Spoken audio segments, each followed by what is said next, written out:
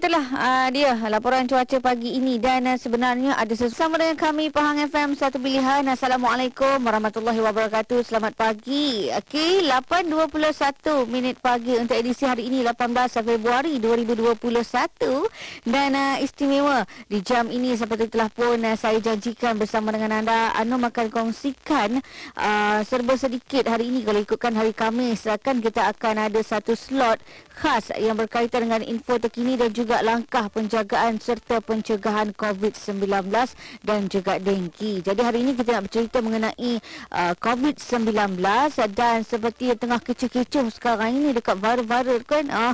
Cerita pasal vaksinasi lah. Kan sebab tak lama lagi katanya vaksin akan tiba ke Malaysia. Vaksin Pfizer kan. Jadi kita akan berbicara hari ini mengenai kesan sampingan dan persetujuan menerima suntikan vaksin COVID-19. Jadi bukan saya yang akan bercakap, saya tak tahu apa-apa pun dalam hal ini. Kita akan bersama dengan Profesor Madya Muhammad Haniki bin Nik Muhammad, iaitu pensyarah di Universiti Institut IIUM Kuantan. Okey. Jadi Assalamualaikum, selamat pagi Prof. Waalaikumsalam warahmatullahi wabarakatuh. Selamat pagi DJ Anum dan semua pendengar. Ya, sihat Prof hari ini ya? Alhamdulillah, DJ Anum sihat. Sihat, Alhamdulillah. Saya harapkan agar Prof dan juga warga kerja di IIUM juga sihatlah pagi ni. Amin. Okeylah, jadi Prof, kita terus hari ini cerita mengenai kesan sampingan dan persetujuan menerima suntikan vaksin COVID-19 ini. Banyak kekeliruan. Maklumlah vaksinasi ini pun vaksin yang baru, Pfizer ni kan. Okey, jadi mungkin kita nak minta Prof terangkan sikitlah mengenai kepentingan masyarakat untuk menerima suntikan COVID-19. Mungkin ada yang tanya, kalau tak terima, kalau tak nak suntik tak apa ke? Mungkin ada yang Prof nak jelaskan tentang kepentingan suntikan vaksinasi ini kepada masyarakat. Okey, bismillahirrahmanirrahim. Assalamualaikum warahmatullahi wabarakatuh. Alhamdulillah rabbil alamin wassalatu wassalamu ala asyrafil anbiya'i wal mursalin wa sahbihi ajma'in. Terima kasih DJ Anum dan TM Pahang kerana menjemput saya untuk membincangkan topik yang hangat ya dan viral pada masa ini. Mungkin sebelum tu ya DJ Anum, saya nak mulakan dengan bincang sikit apa itu vaksin. Vaksin tu kalau kita katakan ia adalah macam kita anggap sebagai ubat. Ubat yang mengandungi bahan yang berfungsi untuk merangsang sistem daya lawan jangkitan tubuh secara semula jadi untuk membentuk pertahanan terhadap jangkitan penyakit yang khusus. Dalam kes ni kita membincangkan vaksin COVID-19. Jadi vaksin COVID-19 akan merangsang sistem pertahanan tubuh kita supaya jika kita terdedah kepada coronavirus SARS-CoV-2 tu, badan kita boleh bertindak balas terhadap jangkitan COVID-19. Okey, jadi dia menggunakan bahan genetik, bahan virus tu yang telah dinyah aktif dan bahan-bahan protein virus dan sebagainya. Banyak kaedah ya untuk menyediakan vaksin coronavirus yang selamat, berkualiti dan berkesan. Tiga ciri ini penting supaya ia memberikan kita perlindungan terbaik terhadap COVID-19. Jadi menjawab soalan kepentingan tadi tu, jadi bolehlah saya kupaskan bahawa ianya bahawa kepentingan dari segi agama, kesihatan terutamanya, sosial, ekonomi dan sebagainya. Kalau dari segi agama, kita melihat daripada konsep Maqasid Al-Syariah, iaitu memelihara agama, nyawa, akal, keturunan dan harta benda. Jadi salah satu perkara dalam Maqasid Al-Syariah adalah nyawa. Jadi kita nak melindungi nyawa. Ini adalah ikhtiar kita ya, ikhtiar manusia untuk membendung penularan penyakit yang menyebabkan kematian jika kita tidak merawatnya dengan berkesan. Untuk penyakit seperti COVID-19 ni, ubat dia adalah vaksin untuk mencegah. Untuk merawat tu, kita nak kata untuk merawat tu macam kita tak ada ubat. Kita lebih kepada pendekatan mencegah. Jadi kita nak mengawal pandemik ni, ini adalah cara yang kita anggap terbaik untuk melindungi masyarakat daripada COVID-19. Kita lihat kan sejak kemunculan COVID-19 ni, pelbagai usaha dijalankan di seluruh dunia untuk membangunkan vaksin COVID-19. Kalau kita lihat sejarah di Malaysia, sejak awal 1950-an lagi vaksin diberikan melalui program imunisasi kebangsaan bagi melindungi rakyat daripada penyakit yang boleh dicegah oleh vaksin. DJ Anum tahu tak, sehingga kini ada 11 jenis vaksin di Malaysia bagi mencegah 13 jenis penyakit penyakit. Pencegahan vaksin yang kita beri pada anak-anak kita ya kan, untuk mencegah daripada tuberculosis, TB, hepatitis B, diphtheria, tetanus, batuk kokol, polio, Haemophilus influenza jenis B, demam campak, rubella, beguk, pneumococcus, dan macam-macam lagi lah yang termasuk yang HPV tu. Dan kita kalau ada jemaah yang nak pergi haji atau umrah pun diwajibkan ambil vaksin meningococcus. Jadi dia adalah konsep immunity kelompok atau herd immunity ni. Jadi sebab itulah pentingnya mengambil vaksin ni supaya kerajaan mencapai sekurang-kurangnya 70 hingga 80% penduduk Malaysia menerima vaksin ni untuk mengurangkan penularan virus COVID-19. Okey. Kita juga ada bukti negara yang telah memulakan vaksinasi COVID-19 telah menunjukkan kesan positif dalam penurunan kes baru COVID-19 di negara masing-masing. Termasuk negara yang telah menjalankan vaksinasi kepada 60,000 penduduk telah melakukan keberkesanan vaksinasi menunjukkan 94% penurunan jangkitan. Jadi ianya berkesan dan selamat dan menggunakan vaksin yang berkualiti. InsyaAllah. Okey, jadi pelbagai kajian telah pun dibuat. Bukan sembrono je kata orang nak cocok-cocok kan.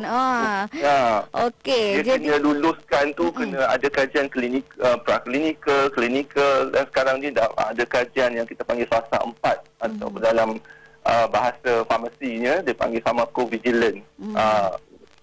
Okey, dah pelbagai kajian demi kajian dibuat, pelbagai aspek juga diambil kira, bukan sahaja dari segi kesihatan, dari segi agama dan sebagainya lah. Okey, kita nak tanya tadi Prof dah jawab tentang kepentingan. Memang pentinglah kalau ikutkan untuk kita cuba mengawal orang kata daripada penyebaran virus ini secara besar-besaran. Okey, bila dah disuntik dengan vaksin ini doktor, apa pula ataupun macam mana pula dengan kesan adverse ataupun kesan yang kita tak nak selepas suntikan vaksin COVID-19 doktor? Selalu orang nampak yang positif je. Hari ni kita nak cerita juga yang mungkin kesan-kesan yang tidak diingini lah selepas suntikan vaksin COVID-19. Okey, ini soalan yang hangat juga. Panas sebab orang kata banyak kesan sampingan. Sebenarnya kesan sampingan vaksin COVID-19 yang telah dilakukan adalah ringan dan bersifat sementara. Kebanyakan kesan sampingan yang dilakukan adalah seperti sakit atau bengkak atau merah di tempat suntikan. Ini biasalah sebab kita menerima suntikan kan. Ada juga yang lapor demam, rasa loya, rasa tak sihat, penat, sakit kepala, rasa menggigil atau sakit sendi. Ada juga yang bengkak, kelenjar atau ada kesan-kesan sampingan lain yang dilakukan dari semasa ke semasa. Kesemua kesan sampingan ini adalah bersifat ringan dan sementara, bermaksud ianya hanya beberapa hari selepas suntikan itu diberikan. Ia bukan berminggu-minggu atau berbulan-bulan. Kalau ada yang mendapat kesan sampingan yang kita panggil kesan sampingan susulan imunisasi atau adverse effect following immunization, AEFI, yang ini kita pantau secara kita panggil surveillance, kita pantau secara dekatlah ya, di mana penerima vaksin tu akan diberi notifikasi atau peringatan berjadual. Di Malaysia menggunakan aplikasi MySejahtera tu untuk melaporkan sebarang AEFI yang dialami.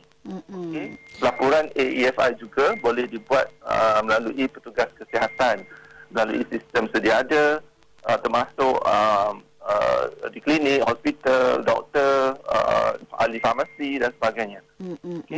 Penyiasatan pula akan dijalankan untuk menentukan bahawanya ianya adalah benar-benar AEFI.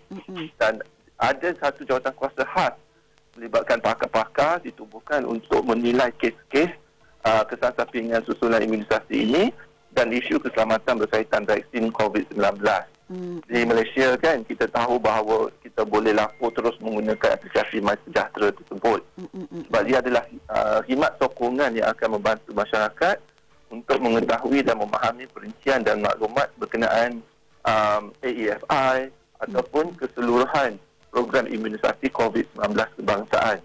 Ada juga talian khas program imunisasi COVID-19 dan juga boleh dilakukan melalui laman sesawang rasmi vaksin COVID .gov.my. Selain daripada akaun media sosial rasmi dan sebagainya. Jadi pendengar, masyarakat perlu tahu memang akan berlaku kesan sampingan, tapi ia hanya adalah dengan sementara. Kalau betul-betul ada kesan sampingan yang kita panggil susulan imunisasi AEFI itu, maka kita akan pantau dan kita akan siasat. Memang ada yang mengalami kita panggil kesan sampingan yang bersifat anafilaksis yang mengejut, yang kita tak sangka tu kan. Terutamanya orang yang sering mendapat alahan teruk. Kalau dia pernah disuntik dengan vaksin sebelum ni, dia mengalami masalah pernafasan, dia dapat jantung berdegup laju, dia pengsan dan sebagainya. Tapi setakat ni semua penerima vaksin COVID-19 tak ada lagi yang mati akibat vaksin. Sebab selepas suntikan itu dijalankan, memang dia akan tunggu sekurang-kurangnya 15 minit selepas suntikan itu dia berikan untuk melihat sama ada berlaku kesan kita panggil anafilaksis tu tersebut. Maknanya dia akan berlaku kejutan, kejutan bersifat alahan. Ini interaksi antara bahan dalam vaksin atau vaksin itu sendiri yang bertindak balas dengan tubuh individu orang ni.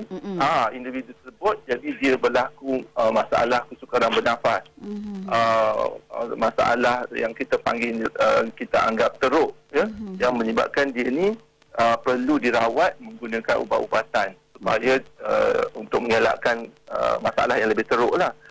Terutamanya kalau dia pernah mendapat alahan teruk atau kesan anafilaksis selepas menerima vaksin. Jadi kumpulan-kumpulan ini termasuk dalam golongan yang tidak boleh menerima vaksin COVID-19. Jadi perlu masyarakat tu bersifat jujur bila dia melaporkan untuk menerima vaksin tu. Laporkan bahawa dia ni ada masalah alahan yang teruk, kalau dia hamil atau sedang menyusu atau mengalami masalah sistem pertahanan badan dan sebagainya. Jadi dia mungkin termasuk dalam golongan yang tidak boleh menerima vaksin COVID-19. Okey. Jadi itu antara kesan-kesan yang kata doktor tadi sementara, kata Prof tadi dia sementara lah, bersifat sementara. Dan juga sebenarnya bila dah disuntik pun akan dipantau kan. Dia dari satu dos ke satu dos, tempohnya pun dalam 21 hari macam tu kan. Dia pantau dia tu lepas dalam masa selepas suntikan diberi, dia akan lihat sama ada berlaku tindak balas mengejut tertentu, anafilaksis tu. Lepas tu kalau tak ada, maka dia akan terus pantau sehingga pemberian dos kedua. Okey. Kalau ada demam ke apa ke selepas imunisasi tu, hubungi pengamal perubatan. Mungkin boleh mengambil ubat-ubatan untuk mengurangkan suhu badan atau demam seperti paracetamol dan sebagainya. Tapi ambil daripada pengamal perubatan. Okey, itu yang kita nak tanya doktor seterusnya ni. Kalau katakan demam, macam mana doktor? Apa tindakan yang kita nak ambil ni kalau demam? Soalan saya seterusnya tu. Okey. Kalau demam selepas kalau 1-2 hari selepas vaksinasi tu, laporkan juga.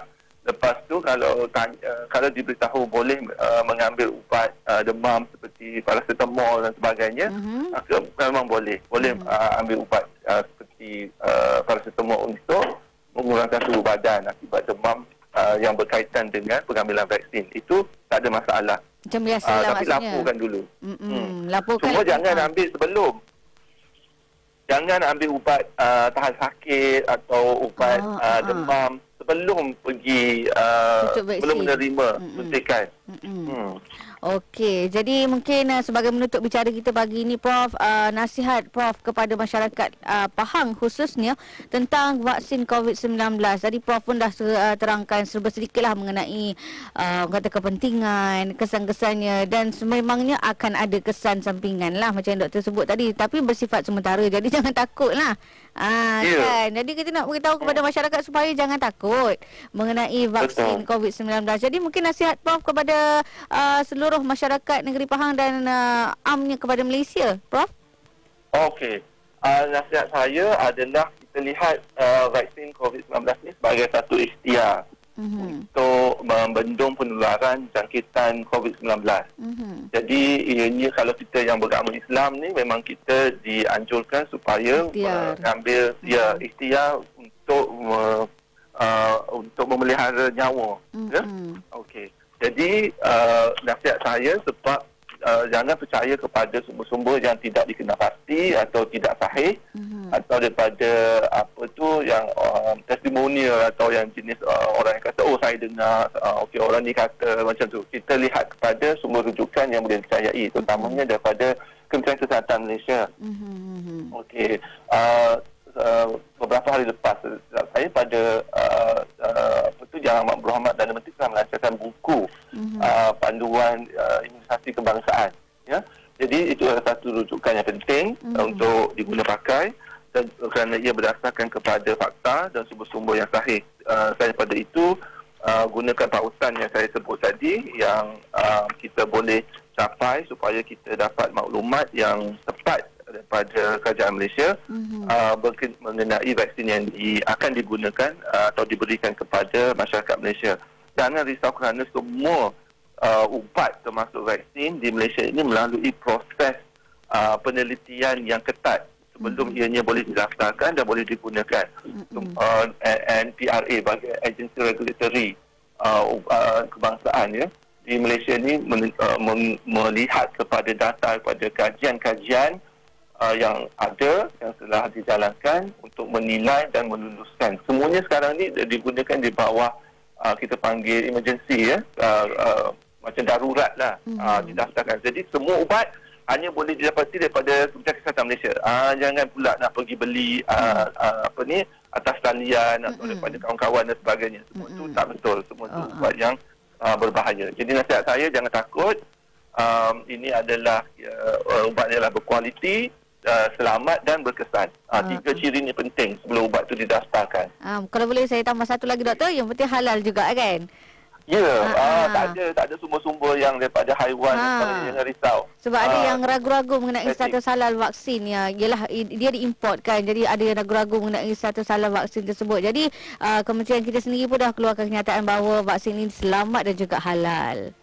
Halalan tayyiban, insyaAllah. Okey, jadi terima kasih banyak Prof. Madya Muhammad Haniki bin Nik Muhammad daripada IIUM Kuantan hari ini sudi berkongsi berkenaan dengan kesan sampingan dan juga vaksinasi COVID-19 hari ini, Prof. Ya, terima kasih kepada DJ Anum dan Radio Televisi Malaysia Pahang. Okey, kita jumpa lagi dalam waktu. Assalamualaikum.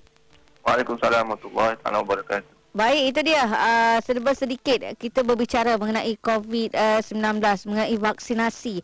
Yang penting-penting sekali adalah bila anda berurusan dengan pengamal perubatan ataupun petugas kesihatan, adalah anda berlaku jujur mengenai pemberian maklumat ataupun informasi maklumat diri anda tentang kesihatan anda kepada mereka. Itu yang paling penting sebenarnya. Kadang-kadang kita ada alahan, tapi bila doktor tanya, bila petugas kesihatan tanya, kita kata tak ada.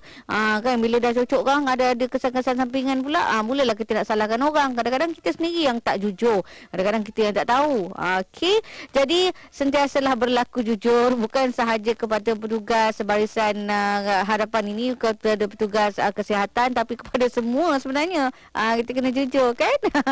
Okeylah, 8:39 pagi terus setia bersama dengan kami. Kita rehat dulu.